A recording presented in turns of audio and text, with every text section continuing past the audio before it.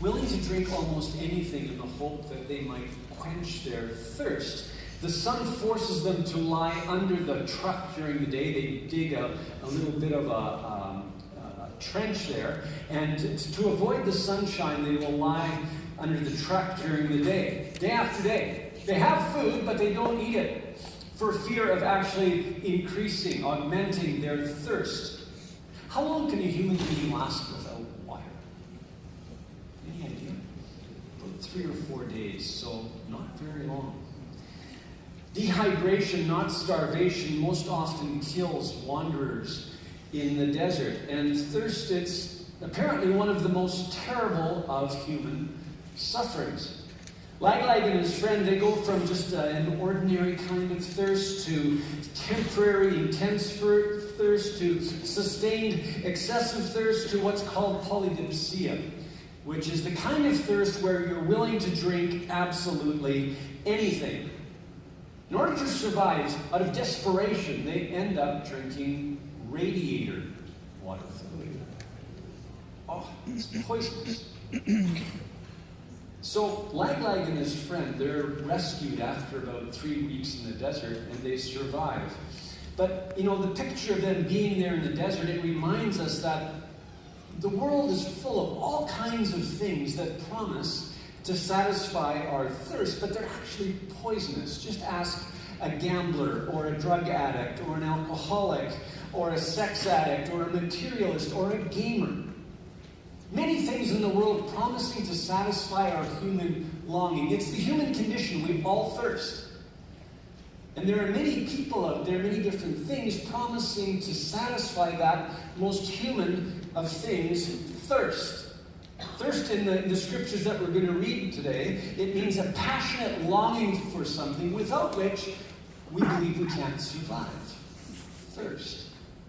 Who can quench our thirst? What could quench our thirst? Let's look at John chapter 7, verse 1. John chapter 7, verse 1. Page 892 if you grabbed a Bible in the back. After this, Jesus went about in Galilee. He would not go about in Judea because the Jews were seeking to kill him. Now the Jews' Feast of Booths was at hand. So his brothers said to him, "Leave here and go to Judea, that your disciples also may see the works you are doing. For no one works in secret if he seeks to be known openly. If you do these things, show yourself to the world." For not even his brothers believed in him. Jesus said to them, "My time has not yet come, but your time is always here. The world cannot hate you, but it hates me because I testify about it that its works are evil. You go up to the feast. I am not going up to this feast, for my time has not yet fully come." After saying this, he remained in Galilee. But after his brothers had gone up to the feast, then he also went up, not publicly, but in private. The Jews were looking for him at the feast and saying, "Where is he?" And there was much muttering about him among the people. While some said, "He is a good man," others said, "No, he's leading the people astray." Yet for fear of the Jews, no one spoke openly of him. And then in the text, there's quite some discussion around who Jesus is. And in verse 37 we read, "On the last day of the feast, the great day, Jesus stood up and cried out, 'If anyone thirsts, let him come to me and drink. Whoever believes in me, as the scripture has said, out of his heart will flow rivers of living water.' Now this he said about the Spirit, whom those who believed in him were to receive. For as yet the Spirit had not been given, because Jesus was not yet glorified." Now, as we read through those verses, I'm sure you have all kinds of questions about thirst. But before we get to those, just hold them for a minute. Why does Jesus appear to say one thing to his brothers and then do something quite different? Well, I believe that Jesus' reason for not going to the feast when his brothers invite him to is that his time has not yet come, as he says. He's not compelled by his brothers' time. Just as he wasn't compelled by the crowds in John chapter 6 to present himself as king at their request, he's not going to the feast according to his brother's timing. He will go when his Father sends him, according to his Father's plan, his Father's will. He'll go to the feast on his Father's terms, not his brother's terms. The people around Jesus in the text in John chapter 7, they have all kinds of questions about Jesus. They really wonder who he is. To understand the story, we need to understand something about the Feast of Booths. The Feast of Booths, it was also known as the Feast of Tabernacles. It was celebrated annually, about this time of the year, actually in September or October. So Jesus is in Jerusalem now for the Feast of Booths. It's about 6 months after the Passover. So 6 months after what we read about in chapter 6, the feeding of the 5,000. Jesus walking on the water toward his disciples. 6 months after. According to Josephus, a Jewish historian, the Feast of Booths was actually the most well-attended of all the feasts, the most popular, the most festive, the most joy-filled, a massive gathering. And so imagine people all over the city of Jerusalem milling around, in the city, around the city. As Jesus' brothers suggested, this would be the ideal moment for Jesus to present himself. The ideal moment for self-promotion.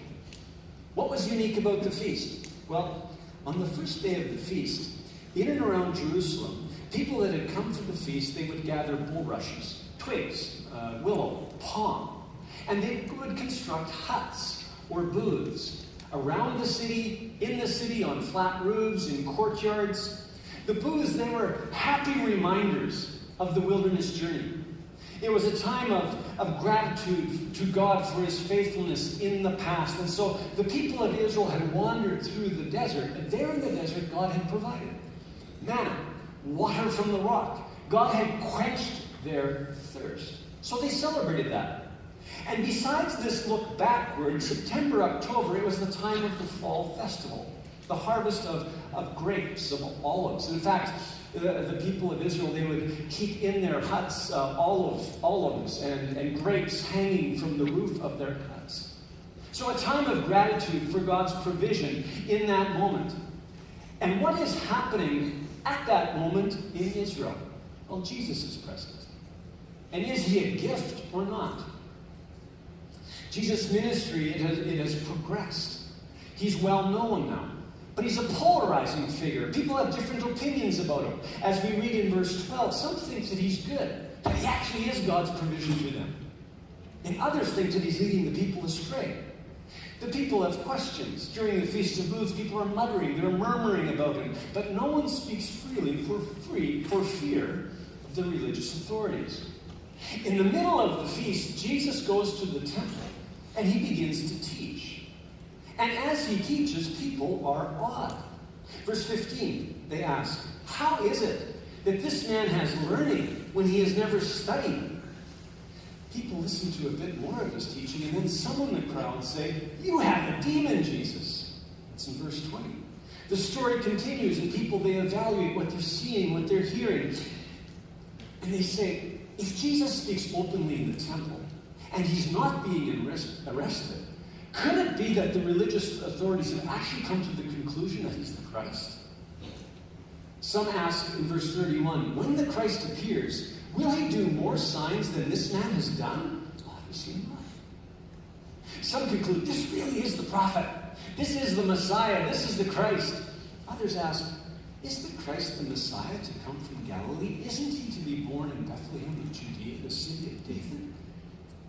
The chief priests and the Pharisees, the religious elite, they want him arrested. They send the temple police after him. But the temple police, when they hear Jesus teach, they say, no one has ever spoken like this man. And Nicodemus, who was one of the Pharisees, he appears before the religious elite. He, of course, has gone to see Jesus at another feast, at a Passover. And he asks the question of the religious authorities, does our law judge a man without first giving him a hearing and learning what he does? And those in authority just have this visceral reaction. What? Does a prophet ever come from Galilee? People are divided. Jesus is a polarizing figure. Some say that he's learned, that he's educated. Others that he's demon-possessed. Some say that he's a good man. Others say, no, he's leading people astray. Some say he's the anointed one of God. And others, no, he's evil. Now, if we're going to follow Jesus in our day and trust him to quench our thirst, then we need to land on something that the disciples needed to land on that day. And that's this. will have to know that Jesus has never been a neutral figure. And we should not be surprised when he continues to polarize people in our day. Jesus never has been a neutral figure. He has polarized people right from the beginning, and it continues to happen in our day. We shouldn't be surprised by that. You know, in our politically correct world, sometimes we have this longing to be at peace with everyone. The problem is that Jesus will not give us that privilege. He never intended to. When his brothers invite him to the feast, he says to them quite clearly, you know, the world hates me because I show them that their works are evil. Later he says to his disciples, the world hates me. It will hate you too. John chapter 16, verse 33. I have said these things to you, that in me you may have peace. In the world you will have tribulation, but take heart. I have overcome the world.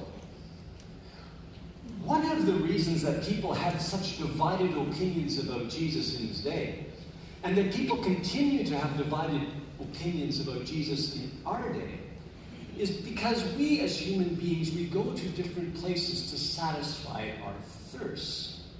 Depending on where we've come from, we go to different places. We seek to satisfy our needs in different ways. I'm going to refer to a gamification expert for a minute. I believe it has much to do with what we're talking about today. Yu-Kai Cho is his name. He's from California. A Christian, committed Christian.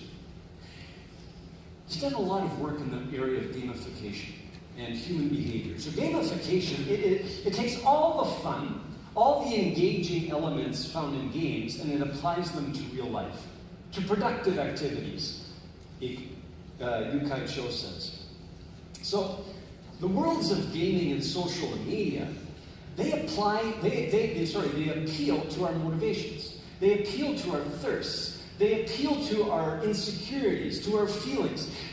Their intent is to keep us engaged as long as possible. So, Farmville, why do we play it? No, you don't, but why would people out there play it? Or Candy Crush. Why would we connect on Facebook or Instagram or Twitter? Well, they're all designed with us in mind. They're all thinking about what we thirst for. Yu-Kai Cho, he developed something called octalysis. You don't have to remember that word. It's just two words put together, octagon and analysis. And if you Google it, you'll learn a lot about his work. So, octalysis. He argues that we have 8 core drives. 8 thirsts, as it were. What are they? 1, we desire a sense of meaning, calling, purpose. We want to be engaged in something bigger than ourselves. That's why people participate in Wikipedia. 2, we want to develop and accomplish things. We want to overcome challenges. So that's why we get so excited when we get points or badges when we play a game. 3, we want to be empowered. We want to be given space to be creative. Pinterest. We want to be socially connected, loved, accepted. We all long for that. That's what's behind Facebook. Oh, I was liked. Someone loved what I said. My wife loves that. We want a sense of ownership. Farmville. Sometimes we want something because we just can't have it, like a parking spot. We fear that something negative is going to happen to us, that we're going to miss some opportunity. And then, that's the 7th. And 8th, we're driven by the uncertainty of what will happen next. And so that's why we gamble, why people play the lottery. Now, what's driving the religious leaders? Why do they arrive at the conclusion that they arrive at? Well, one of the reasons is because of their drives, because of their thirst, what they're longing for. So the religious leaders of Jesus' day, they're afraid that if Jesus actually becomes the leader in Israel, they're going to lose their sense of calling, their meaning. They're going to lose their space. They've got social acceptance. They're honored. They'll be less honored. They're going to lose what they possess, religious authority. Negative things are going to happen, like the Romans might rise up and crush them again if Jesus truly rises as the Messiah. So Jesus is challenging all of what motivates them, all of what they hang on to, all that they believe satisfies their thirst. What about Canada today? What do people think about Canada? About Jesus in Canada today? There was a time in Canada when almost everyone would have said that Jesus was a historical figure, a religious leader. They wouldn't have necessarily believed in him as Savior and Lord, but they would have said, Jesus, great moral teacher. Jesus provides a great moral framework for Canada. What he says about love and service, awesome. We value that. More recently, Jesus is identified with something quite negative, what is called Western colonialism, the oppression of Western society. And so Jesus is identified with residential schools. He's identified with the raping of the land. So he's sometimes identified with what is actually considered to be evil. So as people begin to shed the memory of this Western colonial oppressive past, usually they leave Jesus behind as well. After all, Jesus seems to be rather exclusive. Something so common today is identity politics, right? So people identify themselves according to the group that they're a part of. And it's believed that whatever a person